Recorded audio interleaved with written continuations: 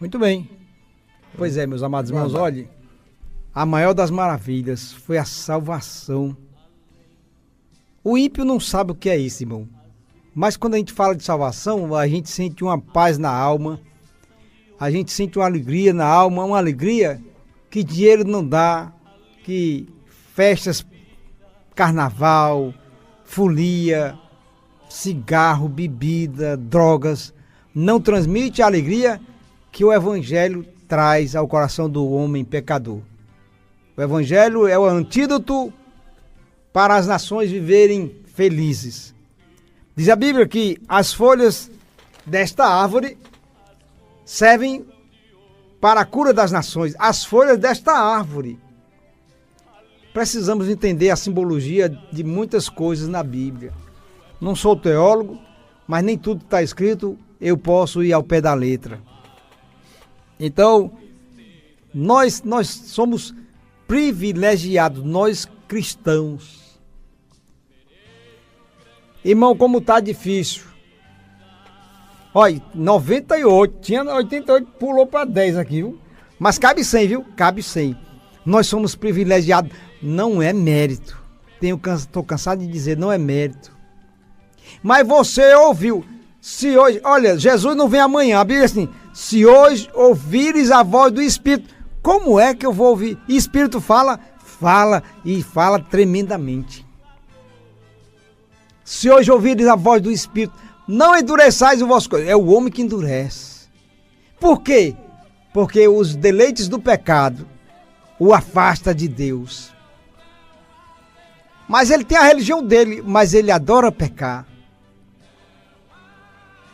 Ele adora fazer o que não presta.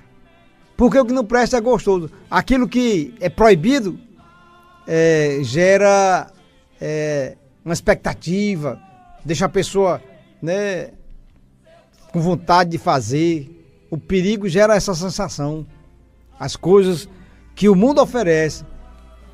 Mas o crente, o cristão mesmo, ele tem prazer na palavra.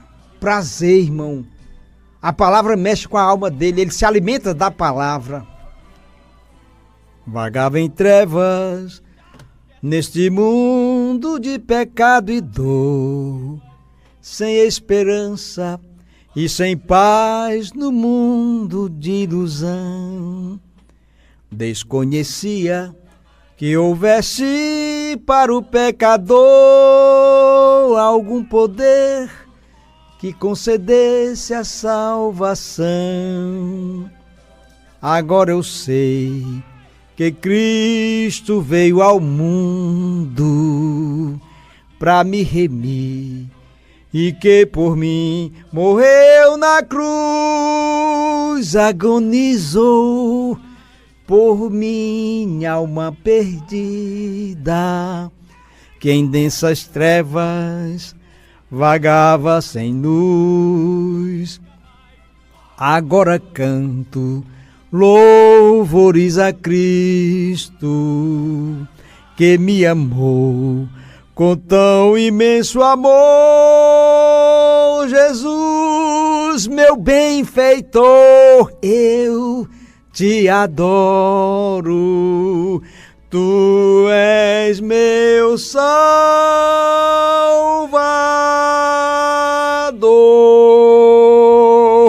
Aleluia. Vagava em trevas, eu, você. Não, mas eu nasci no Evangelho. Mas quem nasce no Evangelho tem que crer no Evangelho. Você é filho de crente. Filho de peixe é peixinho, mas filho de crente não é crentinho não. Tem que se converter, tem que abraçar o Evangelho e viver o Evangelho. Mas, irmãos, Jeremias, ele era um profeta de Deus, mas entenda, ele não era batizado com o Espírito Santo e nem tinha um dom, né, de revelação, não era dom não. O dom veio depois que Jesus veio. Mas eles não tinham o dom de profecia, não. Também não.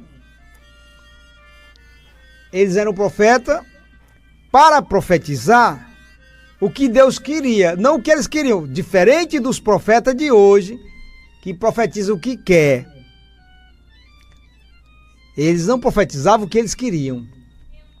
Deus chamava o cidadão, vem cá, fala aqui para essa nação aqui, que eu vou fazer assim, assim, assado. E ele vinha e dava o recado. Havia uma escola de profeta, mas será que eles aprendiam a profetizar? Ou era uma escola onde eles se consagravam? Aí Deus pegava o vaso que ele queria, chamava, vem cá vaso, fala para esta nação. Mas hoje está diferente. Antigamente o profeta dizia assim, assim diz o Senhor, mas os profetas de hoje não diziam assim não. Eu te digo, eu declaro, eu estou mandando, longe de mim mandar, quem sou eu? Mas era assim os profetas de antigamente. Eis que a palavra do Senhor veio sobre mim. Diferente? Assim diz os... Não é assim eu digo. Assim diz o Senhor. Irmão, a gente é enganado porque quer, mas a gente tem a palavra. E está escrito, nos últimos dias aparecerão falsos profetas. Enganariam, se possível, até os escolhidos. Jeremias capítulo 18. A palavra do Senhor que veio a palavra do Senhor que veio a Jeremias. Como é que é isso, irmão? Como é que a palavra veio a Jeremias? Jeremias não falou o que ele quis. Assim, a palavra do Senhor que veio a Jeremias dizendo. Essa palavra, ainda hoje, ela fala aos nossos corações. Ainda Deus usa pessoas como instrumento para falar à sua nação. Mas esse instrumento tem que usar a palavra de Deus. Não é o que ele acha, que ele pensa, não é o que ele deseja. Levanta-te e desce à casa do oleiro, e lá te farei ouvir as minhas palavras. E desci à casa do oleiro, e eis que ele estava fazendo a sua obra sobre as rodas. Como o vaso que ele fazia de barro se quebrou na mão do oleiro, tornou a fazer dele outro vaso, conforme o que pareceu bem aos seus olhos fazer. Então veio a minha palavra do Senhor, dizendo: não poderei eu fazer de vós como fez este oleiro, ó casa de Israel? Diz o Senhor: eis que como barro na mão do oleiro, assim sois vós na minha mão, ó casa de Israel. No momento em que eu falar contra uma nação e contra um reino, para arrancar e para derribar e para destruir, se a tal nação contra a qual falar se converter da sua maldade, também eu me arrependerei do mal que pensava fazer-lhe. E no momento em que eu falar de um agente e de um reino para o edificar e para plantar, se ele fizer o mal diante dos meus olhos, não dando ouvidos à minha voz, então me arrependerei do bem que tinha dito lhe faria. Levanta. Irmão, tem muita gente que está em pé, mas já caiu há muito tempo. Levantar significa tomar atitude também, não é se mexer, não é porque eu estava sentado. Eu posso estar em pé e me levantar espiritualmente. Porque há muitos que estão em pé espiritualmente. Outros estão em pé fisicamente, mas estão caídos. Então a primeira atitude, não foi Deus que foi até ele, não. O Espírito do Senhor vem até Jeremias e fala, a palavra do Senhor veio a Jeremias, dizendo, a dar uma ordem: levanta. Levanta-te. E desce do pedestal, pelo amor de Deus, irmão. O que tem de gente lá em cima se achando, porque ele prega bem, porque ele é chamado, ele atrai multidões para a igreja.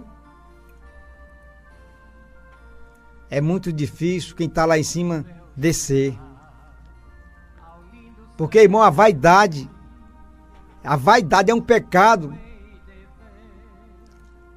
que antecede a ruína. A vaidade, a pessoa se acha que é o cara, que quando ele vai pregar na igreja, a igreja lota. Levanta-te e desce. Aí a pergunta que eu faço é: será que eu estou caído? Será que ele está dizendo que o homem estava caído e precisava se levantar? Às vezes você está caído, às vezes nem caído às vezes você está parado, estagnado, sem utilidade na casa do oleiro. Está um vaso encostado, jogado para escanteio. Está um vaso dentro da igreja, mas cheio de teia, de aranha, de pecado. Cheio de pensamentos que não convêm. É um vaso escanteado. É um vaso que não estava servindo para nada. Mas eu quero mudar. Você tem que ir às mãos do oleiro. São atitudes que não é Deus que vai tomar por mim. Essa atitude eu tenho que me tomar. Eu tenho que tomar a atitude de me levantar. Aquele filho pródigo, ele caiu em si. Aí ele disse: levantar-me-ei. E não basta levantar, tem que ir. Tem que descer à casa do oleiro. Talvez você tenha descido nos pés de homens. Talvez você tenha sido engodado por certos mensagenzinhas aí. Mas levantar-me-ei. Levanta-te. São atitudes que nós devemos tomar e descer. Descer a casa do oleiro, irmão, porque na casa do oleiro ele faz o barro como ele pega o barro e faz o vaso que ele quer. Agora, sabia que na casa de Deus tem vasos para honra e desonra também? Está escrito. Então, o que depende de mim ser um vaso de honra. É eu. De que forma? Eu me colocando nas mãos do oleiro. Não é do homem, não. É nas mãos do oleiro. Porque esse oleiro ele pode encher o vaso do azeite puro, sem mistura. E se for o caso, o vaso estiver trincado, aí o azeite vai por água abaixo. Mas ele pode consertar o vaso.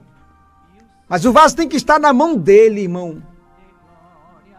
Vaso emborcado não serve para botar nada dentro. Então eu preciso primeiro me levantar. Reconhecer que caí. Reconhecer que não estou agradando a Deus e ir aos pés dele. Porque o lugar mais alto que se deve o cristão estar é nos pés de Jesus. Pagou um preço tão caro, irmão. E nós devemos honrar este nome. Não, você não é perfeito, nem eu sou perfeito, eu tenho minhas falhas. Mas eu preciso descer a casa do oleiro. Como o vaso que ele fazia de barro se quebrou.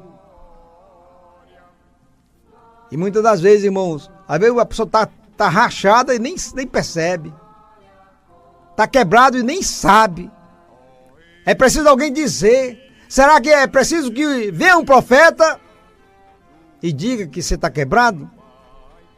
Porque hoje é assim, aqui tem pessoas doentes, aqui na igreja tem pessoas com pensamento, tem em todo lugar, irmão. Que coisa é essa? É o óbvio, eu não posso profetizar o óbvio.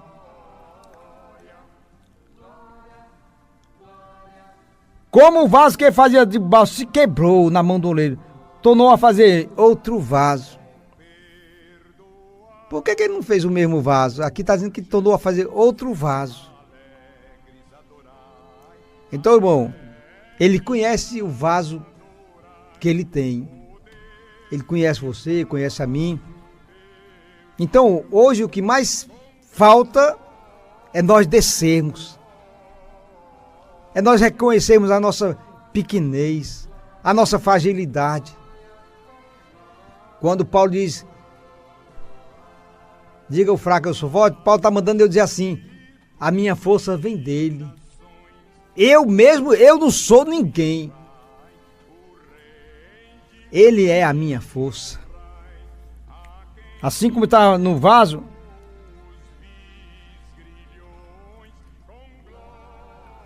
conforme o que então fazer dele outro vaso, conforme o que pareceu bem aos seus olhos fazer. Então veio a minha palavra, veio a minha palavra do Senhor. Jeremias não disse, agora eu falo, agora eu profetizo, mas veio a mim, eis que o Senhor assim fala, eis que assim diz o Senhor, mas veio a minha palavra do Senhor, dizendo, não poderei eu fazer de vós como fez este oleiro, ó casa de Israel. Irmão, Israel, quantas das vezes Israel desobedeceu a ordem de Deus? Quantas vezes Israel se envolveu com as festas pagãs dos deuses estranhos, com outras nações? Porventura, não está acontecendo hoje em dia? Porventura, Deus não pode fazer assim conosco? Vós que se chama pelo meu nome, se converter, se humilhar, como assim? Vós que se chama pelo meu nome, se converter, como assim, irmão? Irmão, será que não está no tempo de nós nos convertermos às origens, aonde nós nascemos, de como nós fomos ensinados? Porque estão distorcendo tudo que a gente aprendeu. Estão inventando muita coisa. E se você não estiver alicerçado na palavra, você é engodado, enganado. O meu povo se corrompe por falta de conhecimento. Diz o Senhor, eis que como o barro na mão do oleiro, assim sois vós na minha mão, ó casa de Israel. No momento em que eu falar contra uma nação e contra um reino, para arrancar e para derribar e para destruir. Se a tal nação contra a qual falei se converter da sua maldade. Será, irmãos, que não é tempo da igreja reconhecer alguma coisa? Será que não está no tempo de nós fazer uma retrospectiva interior? Porventura, a igreja de hoje tem agradado ao seu Deus? Deus sempre permite o acocho, não é para matar não, é para recuperar. Deus nunca deixou Israel se perder. Quando Israel estava no mau caminho, ele usava o próprio inimigo para corrigir Israel. Qual é o pai que não corrige o seu filho, que não açoita o seu filho? Assim somos nós, irmãos. Aonde nós vamos parar com tanta invenção?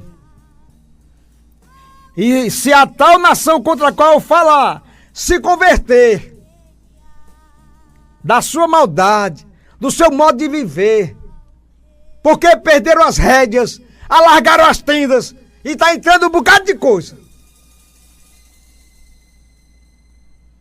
eu me arrependerei do mal que pensava fazer. Não, irmão, Deus não se arrepende, mas está escrito. Arrepender-se aqui é não fazer aquilo que ele tinha determinado. Ele está orientando, não ande por aí, não faça assim, porque você pode se lascar. E Deus sempre poupou Israel, sempre ia lá e restaurava Israel. Que ele tenha misericórdia da sua igreja nos dias atuais. E nós possamos ir aos seus pés para nos converter. Amém.